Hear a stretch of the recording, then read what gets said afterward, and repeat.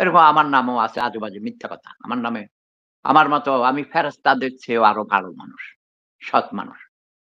তবে কচি, কচি সুন্দরী তরুণীদের প্রতি এটা আমার দাদারও আকর্ষণ ছিল, আমার বাবারও ছিল, আমারও আছে, আমার ছেলেরও আছে।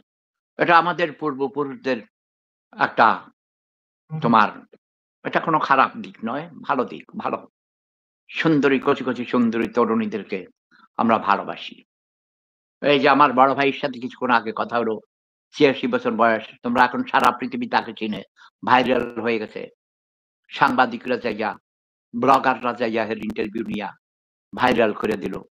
কিছুক্ষণ আগে কথা হইলো বলল যে আমার ভাবি, বড় ভাবি, রেজু ভাবি খুব অসুস্থ। বলল যে, "তোমার ভাবি বেশিদিন বাঁচবে না রে।" আমার বড় ভাই তারে ভালোবেসে বিয়ে করেছিল। মোল্লাবাড়ির রিজিয়াকে।